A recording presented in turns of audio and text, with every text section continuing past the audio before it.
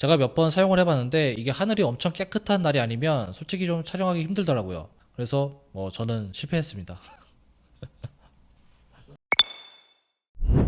안녕하세요, 엄준입니다.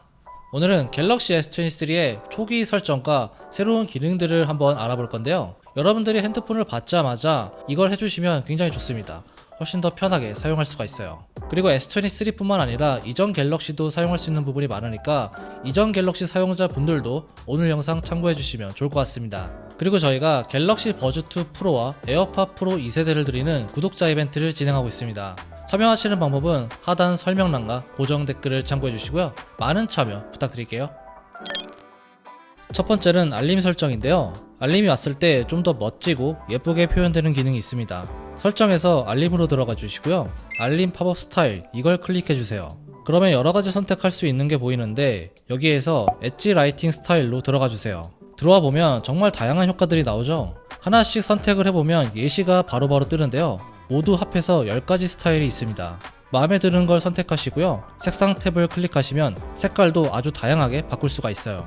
컬러를 바꾼 다음에 고급으로 가면 투명도나 너비, 알림 길이도 설정할 수가 있습니다. 설정을 바꿀 때마다 미리 보기가 계속 나오니까 선택하는 것도 정말 편하고요. 여러분들만의 알림 스타일을 만들어 보시는 것도 좋을 것 같습니다. 다음은 디스플레이 설정인데요. 먼저 라이트와 다크 모드가 보이죠? 둘 중에 눈이 편한 걸 선택해 주시면 되는데 다크 모드로 사용하면 배터리를 약간 더 아낄 수 있다는 장점이 있습니다. OLED 같은 경우는 블랙을 표현할 때 그 부분의 픽셀을 아예 꺼버리기 때문에 배터리 소모가 약간 줄어드는 거죠. 그런데 최근 뉴스를 보니까 다크모드가 근시를 유발할 수도 있다고 합니다. 이 부분은 좀 체크를 해보시고 사용하시면 좋을 것 같습니다. 설정에서 부드러운 모션 및 화면 전환으로 들어가 보면 최적화와 일반이 있어요. 최적화는 120Hz까지 지원하는 옵션이고요. 일반은 60Hz를 지원하는 옵션입니다. 여기서 차이가 있다면 울트라는 1Hz부터 120Hz까지 주사율이 바뀌고요. 기본형과 플러스는 48Hz부터 120Hz까지 주사율이 바뀌게 됩니다. 그리고 울트라에는 화면 해상도를 바꿀 수 있는 설정이 있습니다. 들어가 보면 3가지 해상도가 있는 걸 알 수가 있는데요. WQHD 플러스를 선택하면 보다 선명한 화면을 볼 수가 있어요. 그런데 이게 큰 화면이면 이 차이를 분명하게 알 수가 있는데 스마트폰 화면은 크지 않다 보니까 차이가 확 보이진 않습니다. 그래도 예민한 분들은 이 차이를 아시더라고요. 화면 밝기의 경우도 더 밝게 할 수 있는 기능이 있습니다. 밝기 최적화를 꺼보면 더 밝게라는 항목이 보이는데요. 이걸 활성화시켜주면 화면이 더 밝아지게 됩니다. 만약에 기존 화면이 좀 어둡다고 생각하신 분들은 이걸 활용해서 좀 더 밝게 사용할 수가 있는 거죠. 화면 상단을 내리면 이렇게 퀵 패널이 나오게 되는데요. 이 퀵 패널은 여러가지 설정할 수 있는데 가장 많이 쓰는 건 밝기 조절이에요. 근데 이 밝기 조절 창이 2번 내려야지 이렇게 나오게 됩니다. 이거를 한 번 딱 내렸을 때 바꿔줄 수 있는 설정이 있습니다. 일단 이렇게 2번 내린 상태에서 점 3개 이걸 눌러주세요. 그리고 빠른 설정창 구성을 눌러주시고요. 밝기 제어를 클릭하면 2가지 항목이 나옵니다. 여기에서 항상 표시를 선택해주세요. 그러면 이제 한 번만 내려도 상단에 밝기 조절창이 뜨게 됩니다. 사람마다 다른데 저는 밝기 조절을 많이 해서 그런지 이게 훨씬 더 편하더라고요. 화면 하단을 보면 내비게이션 바가 있는데요. 이걸 사용하셔도 되지만 이거 말고 제스처로 사용할 수도 있습니다. 설정에서 디스플레이로 들어가 보면 내비게이션 바라는 항목이 있어요. 여기에 들어가 보면 버튼과 스와이프 제스처 이렇게 2가지가 있는데요. 기본적으로는 버튼으로 설정이 되어 있습니다. 여기에서 스와이프 제스처를 선택하면 이제부터는 제스처로 사용할 수가 있습니다. 홈 화면에서 아래에서 위로 올리면 최근에 사용한 앱들이 나오게 되고요. 그리고 왼쪽에서 오른쪽으로 밀면 뒤로 갈 수가 있어요. 이건 약간 아이폰 같기도 한데 이건 취향 차이니까 버튼 방식이 편하시면 그대로 사용하시면 되고요. 아이폰을 사용하는 것처럼 제스처가 좋다면 이렇게 바꿔서 사용하시면 됩니다. 그리고 터치 민감도라는 게 있는데요. 이건 터치 반응률을 좀 더 높여주는 기능이에요. 만약에 좀 두꺼운 스크린 프로텍터 같은 걸 붙이게 되면 간혹 터치에서 딜레이가 발생하게 돼요. 그럴 때 이걸 활성화시켜주면 조금 더 쾌적하게 사용할 수가 있습니다. 다음은 측면 버튼을 한번 바꿔볼 건데요. 여러분들이 기본적으로 이렇게 측면 버튼을 길게 누르면 적절한 답이 떠오르지 않네요. 빅스비가 실행이 됩니다. 저는 이게 영 불편하더라고요. 그래서 이걸 좀 더 편하게 바꿔볼게요. 설정에서 유용한 기능으로 들어가 주시고요. 그러면 측면 버튼이 보이는데 여기로 들어가 주세요. 이렇게 들어와 보면 2번 누르기와 길게 누르기 이렇게 2가지 항목이 있습니다. 두 번 누르기 같은 경우는 기본적으로 카메라가 설정되어 있는데 저는 이걸 제가 자주 사용하는 앱으로 바꿔놓고 사용하는 편이에요. 만약에 이걸 바꾸고 싶다면 세 번째 앱 열기를 선택하시고요. 그러면 여러가지 앱들이 보이죠? 여기에서 여러분들이 원하시는 앱을 선택해 주시면 됩니다. 만약에 카카오톡으로 선택을 하면 이제 두 번 눌렀을 때 카카오톡이 바로 실행이 됩니다. 이렇게 하는 것도 아주 편하더라고요. 그리고 길게 누르기 같은 경우는 빅스비와 전원 끄기 메뉴가 있죠. 저는 빅스비가 불편해서 전원 끄기 메뉴를 설정해 놓고 사용하는 편입니다. 여러분들도 사용하는 패턴에 맞춰서 이렇게 바꿔주시면 훨씬 편하게 사용할 수가 있어요. 잠금 화면도 커스텀으로 설정할 수가 있는데요. 잠금 화면을 꾹 누르고 잠금을 해제해보면 이렇게 여러가지 바꿀 수 있는 화면으로 바뀌게 됩니다. 여기에서 시계나 알림창, 연락처 정보, 배경화면 이런 것들을 바꿀 수가 있고요. 시계를 먼저 눌러보면 여러가지 모양을 바꿀 수 있는 이런 스타일들이 뜹니다. 폰트도 이렇게 선택해서 바꿀 수가 있고요. 그리고 하단을 클릭해보면 색깔을 여러분들이 원하는 대로 고를 수가 있어요. 시계 바로 아래를 보면 여러 개의 아이콘이 보이죠? 이걸 클릭하면 알림을 설정할 수가 있는데요. 선택하면 미리 보기가 또 나오게 됩니다. 아이콘만 뜨게 할지 아니면 이렇게 문자 내용까지 보이게 할지 이런 걸 선택할 수가 있습니다. 그리고 연락처 정보로 들어가면 입력할 수 있는 창이 뜨는데요. 여기에서 전화번호나 이메일 어떤 거든 입력할 수가 있습니다.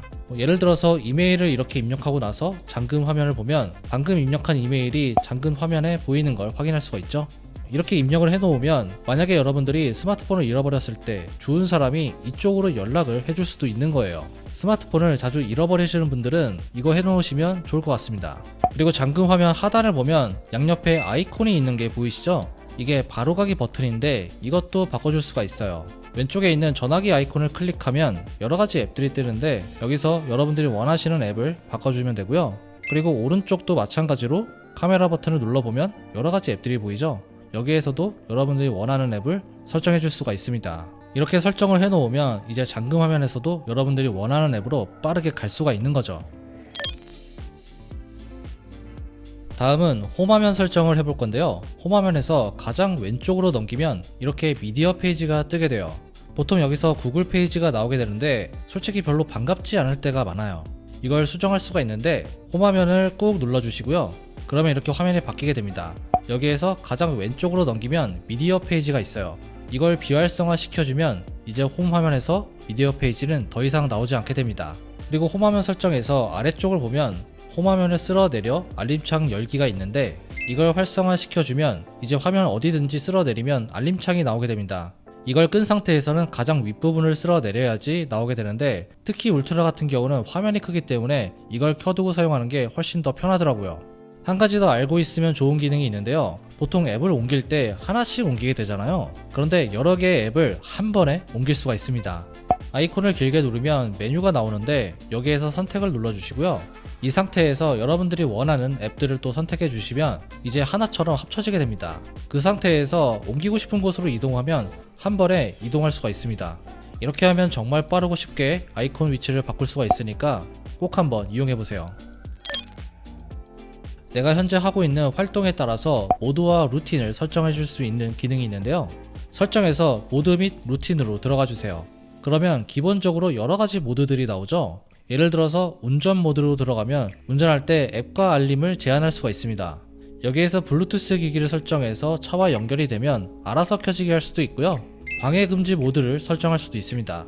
만약에 꼭 받아야 되는 메시지나 전화가 있다면 이렇게 연락처를 추가해주면 되고요. 알림 같은 것도 여러분들이 꼭 받아야 되는 알림이 있다면 이렇게 앱을 선택해서 추가할 수가 있습니다.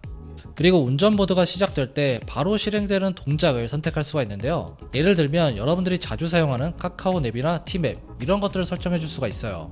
이렇게 설정을 해 놓으면 여러분들이 운전 모드를 딱 시작했을 때 내비가 켜지게 되는 거죠. 본인의 루틴에 따라서 자주 사용하는 앱을 여기에 설정해 놓으면 훨씬 더 유용하게 사용할 수 있을 것 같습니다. 이런 식으로 운전 모드뿐만 아니라 다른 모드들도 각각 설정할 수가 있고요. 여러분들의 생활 패턴에 따라서 설정을 해 놓으면 훨씬 더 유용하겠죠.